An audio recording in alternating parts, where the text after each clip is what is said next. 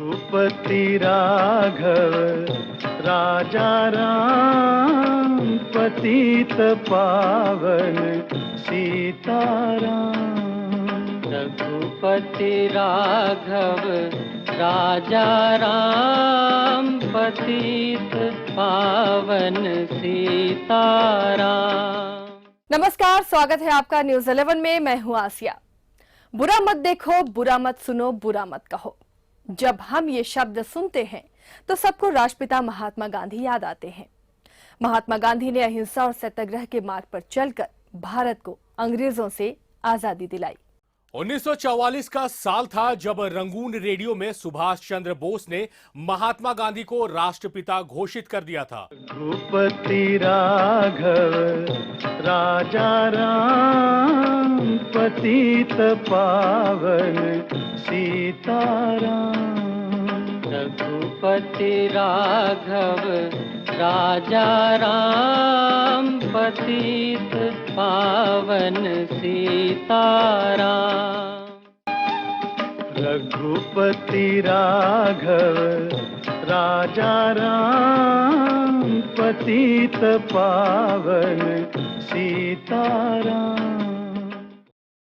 देशभक्ति और आस्था का शहर पोरबंदर। गांधी कुटुंब परिवार इसी पोरबंदर शहर में बसा था। 2 अक्टूबर 1969 को मोहनदास का जन्म यही हुआ था। मोहनदास के पिता दीवान थे। परिवार में धन नहीं, नीति पर ध्यान दिया जाता था। मोहन के चरित्र निर्माण में उनकी माता पुतलीबाई का योगदान सीधे तौर पर था। गांधी परिवार में तुलसी पाठ नियमित रूप से होता था। तभी से उनके जीवन में राम नाम की महिमा बहने लगी। मोहन बचपन से ही विनयशील और चंचल स्वभाव के हुआ करते थे। 13 साल की छोटी उम्र में मोहन की शादी 13 साल की ही कस्तूरबा से हो गई। 1887 में मोहनदास ने मैट्रिक पास की और रामदास कॉलेज में दाखिला लिया, लेकिन पहले ही सत्र में उन्होंने वकालत पढ़ने के लिए पढ़ाई छोड़ दी। मांस मदिरा और स्त्री से दूर रहने की प्रतिज्ञा खुलकर करते हुए मोहनदास वकालत पढ़ने इंग्लैंड चले गए।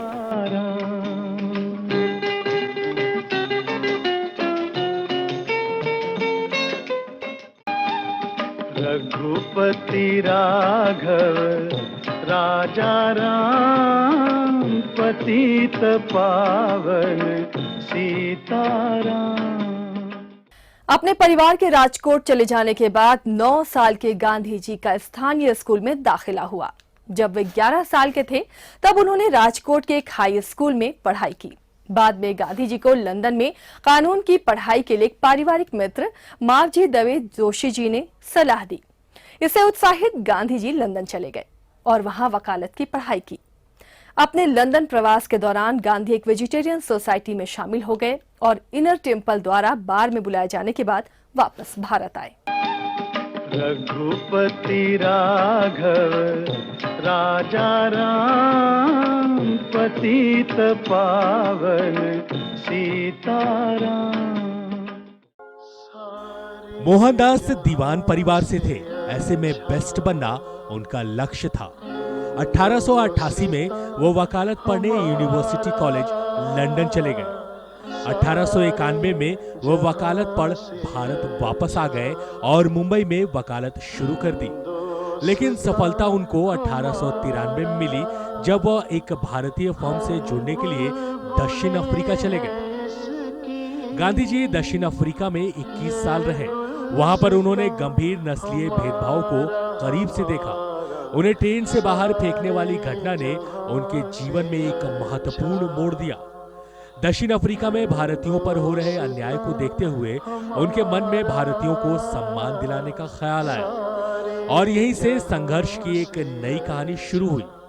उन्होंने भारतीयों को नागरिकता संबंधित मुद्दे पर ब्रिटिश सरकार को चिताया। सत्याग्रह आंदोलन जैसे शस्त्र को गांधी जी ने यहीं से शुरू किया। रघुपति राघव राजा राम, पतित पावन सीताराम। भारत लौटने के बाद गांधी ने वकील के रूप में काम खोजने के लिए संघर्ष किया। 1893 में दादा अब्दुल्ला, जो दक्षिण अफ्रीका में एक शिपिंग व्यवसाय के मालिक थे, उन्होंने पूछा कि क्या वो दक्षिण अफ्रीका में अपने चचेरे भाई के वकील के रूप में सेवा करना चाहते हैं।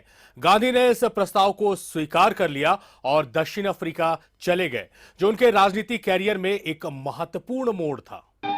रघुपति राघव राजा राम, पतित पावन सीताराम। गांधी जी भारत लौटे तो पूरे देश में उनका पुरजोर स्वागत किया गया। जनता ने उन्हें महात्मा की उपाधि दी। शुरुआती दौर में गांधी जी के विचार बहुत हद तक गोपाल कृष्ण गोखले से प्रभावित थे। भारत लौटने के बाद गांधी जी ने देश के विभिन्न भागों का दौरा किया। राजनीति के साथ साथ सामाजिक और आर्थिक स्थिति को भी समझने की कोशिश की। दक्षिण अफ्रीका से शुरू हुआ सत्याग्रह का आंदोलन यहाँ भी जारी रखा। बिहार के चंपारण और गुजरात के खेड़ा में हुए आंदोलन ने गांधी को पहली बार राजनीतिक सफलता दिलाई। आंदोलनों के बाद भारत के स्वतंत्रता आंदोलन में गांधी जी एक प्रमुख नेता बनकर उभरने लगे।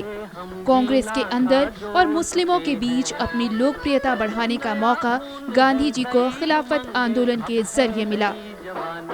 इसके बाद गांधी न सिर्फ कांग्रेस बल्कि देश के एकमात्र ऐसे नेता बन गए जिनका प्रभाव विभिन्न समुदाय के लोगों पर था। गांधी जी का मानना था कि भारत में अंग्रेजी हुकूमत भारतीयों के सहयोग से ही संभव हो पाई थी।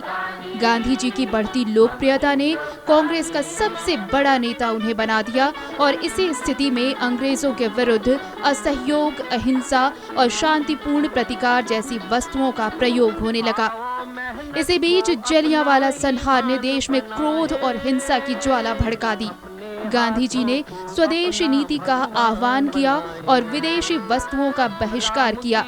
असहयोग आंदोलन को अपार सफलता मिल रही थी, लेकिन 1922 में चौरी चौरा कांड के साथ ये समाप्त हो गया। गांधी जी ने असहयोग आंदोलन वापस ले लिया। उन्हें गिरफ्तार कर राजद्रोह का मुकदमा चलाया गया और उन्हें 6 साल की कैद हुई।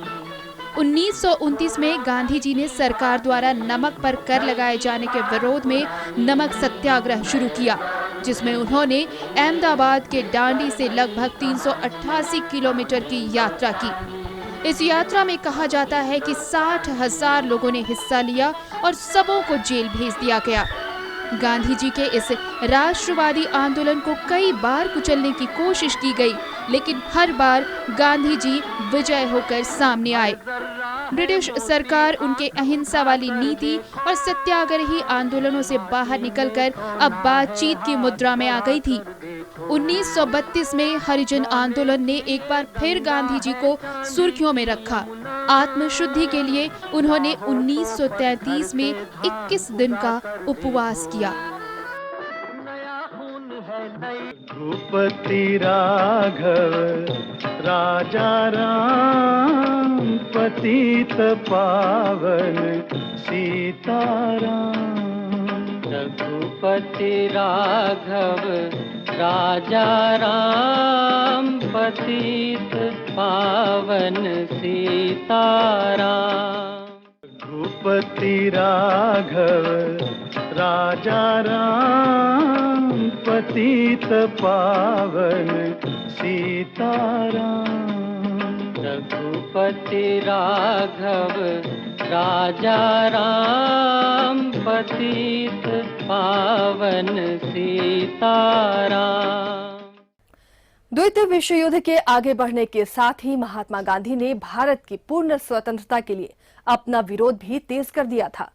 उन्होंने अंग्रेजों से भारत छोड़ो के लिए एक संकल्प का मसौदा तैयार किया। भारत छोड़ो आंदोलन महात्मा गांधी के नेतृत्व में भारतीय राष्ट्रीय कांग्रेस द्वारा शुरू किया गया, जो सबसे आक्रामक आंदोलन था। गांधी जी को 9 अगस्त 1942 को गिरफ्तार कर लिया गया। जेल में ही रहने के दौरान उनकी पत्नी कस्तूरबा गांधी का निधन हो गया।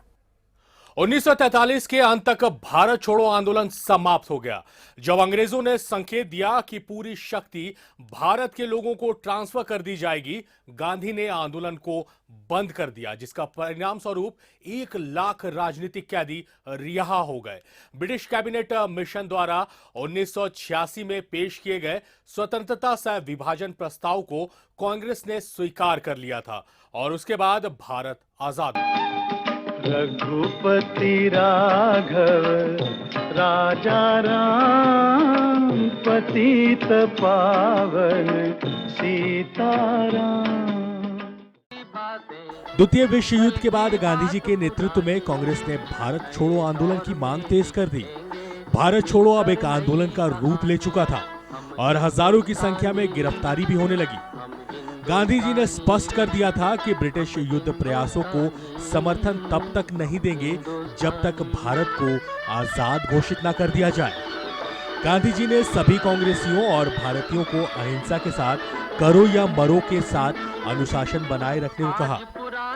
द्वितीय विश्व युद्ध के बाद ब्रिटिशर्स ने यह स्पष्ट कर दिया कि युद्ध के अंत में सत्ता भारतीयों को सौंप दी जाएगी। इसके साथ ही गांधी जी ने भारत छोड़ो आंदोलन समाप्त कर दिया और सरकार ने लगभग 1 लाख राजनीतिक कैदियों को रिहा कर दिया। रघुपति राघव राजा राम पतित पावन सीताराम। रघुपति राघव राजा राम पतित पावन सीताराम। भारत की आजादी के आंदोलन के साथ साथ जिन्ना के नेतृत्व में एक अलग मुसलमान बहुल देश यानी पाकिस्तान की भी मांग होने लगी। गांधी जी देश का बंटवारा नहीं चाहते थे। देश के विभाजन से गांधी जी बहुत आहत थे। देश के दोनों ओर हिंसा से कई मौतें हो चुकी थी। ऐसे में आजाद भारत का सपना जो महात्मा गांधी ने देखा था वह क्षण होता दिख रहा था। 30 जनवरी 1948 को राष्ट्रपिता महात्मा गांधी की दिल्ली के बिरला हाउस में हत्या कर दी गई।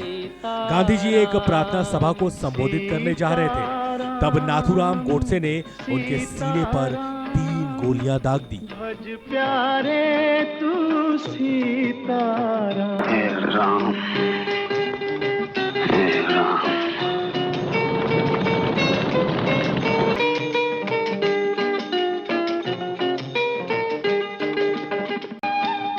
रघुपति राघव राजा राम पतित पावन सीताराम। महात्मा गांधी का ये प्रेरक जीवन 30 जनवरी 1948 को समाप्त हो गया, जब उन्हें कट्टरपंथी नाथूराम गोडसे ने गोली मार दी। नाथूराम ने भारत का विभाजन कर भारत को कमजोर करने के लिए गांधी को जिम्मेदार ठहराया। गोडसे और उनके सह साजिशकर्ता नारायण आप्टे को बाद में दोषी ठहराया गया और 15 नवंबर 1949 को उन्हें फांसी दे दी गई। महात्मा गांधी ने सत्य, अहिंसा, शाकाहार, भगवान पर विश्वास की स्वीकृति और अभ्यास का प्रस्ताव दिया। भले ही उन्हें भारतीय स्वतंत्रता के लिए लड़ने वाले व्यक्ति के रूप में हमेशा याद किया जाएगा, लेकिन ये सभी उनकी सबसे बड़ी विरासत है, जो अंग्रेजों के खिलाफ लड़ाई में इस्तेमाल किए जाने वाले उपकरण है। इन तरीकों ने अन्याय के खिलाफ अपने संघर्ष में कई अन्य विश्व नेताओं को प्रेरित किया। पूरी दुनिया में उन्हें भारतीय इतिहास में सबसे प्रमुख व्यक्तित्व माना जाता है। रघुपति राघव राजा राम पतित पावन सीताराम। गांधी जी की हत्या के बाद देश सदमे में था। नेहरू से लेकर पटेल को कुछ भी समझ नहीं आ रहा था कि देश की रणनीति विभाजन के बाद कैसी रहेगी। सभी प्रांतों को एक करना एक बड़ी चुनौती थी, जिसे सरदार वल्लभ भाई पटेल ने बखूबी पूरा किया। गांधी के सिद्धांत, उनका समर्पित संदेश को आज जानना जरूरी है, क्योंकि विचार दर्शन से ही प्रवाह हुआ करता है और गांधी दर्शन के मूल में आपको सत्य, अहिंसा, सादगी, श्रम और नैतिकता मिलेगी। आज भूमंडलीकरण का दौर है और अब राज्य निवेश की ओर आगे बढ़ रहा है। गांधी जी राज्य उपनिवेश से लड़े थे। बहुराष्ट्रीय उपनिवेश से जूझना जरूरी है, क्योंकि बड़ी बड़ी कंपनियां और उनके साम्राज्य विस्तार को बढ़ावा देने वाले विश्व बैंक, अंतर्राष्ट्रीय मुद्रा कोष और विश्व व्यापार संगठन ने हम पर शिकंजा कस लिया है। दरअसल गांधी के अनुसार विकास के लिए बुनियादी शर्त थी कि हम अंदर से सबल बने, आंतरिक संसाधनों पर हमारी निर्भरता ज्यादा हो, निर्णय लेने का अधिकार हमारे हाथों में हो और हमारी व्यवस्थाएं स्वतंत्र हों। दरअसल गांधी का विचार था कि हमारे दिमाग की खिड़कियां इतनी जरूर खुली होनी चाहिए कि हम बाहर की चीजों का लाभ उठा सके, लेकिन साथ ही यह भी ध्यान रखना चाहिए कि हमारे दरवाजे इतने न खुल जाएं कि बाहर का भीषण अंधड़ तूफान हमारे अंदर दाखिल होकर हमारे पर खच्चे उड़ा दे। गांधी जी के अनुसार हमें बिहार की खुली ताजी हवा चाहिए। रघुपति राघव राजा राम, पतित पावन सीताराम। जहां प्यार है वहीं जीवन है, ये कहा था गांधी जी ने। कमजोर कभी माफी नहीं दे सकते, माफी तो ताकतवर लोगों की खासियत है, ये कहा था गांधी जी ने। रघुपति राघव राजा राम, पतित पावन सीताराम। रघुपति राघव राजा राम, पतित पावन सीताराम।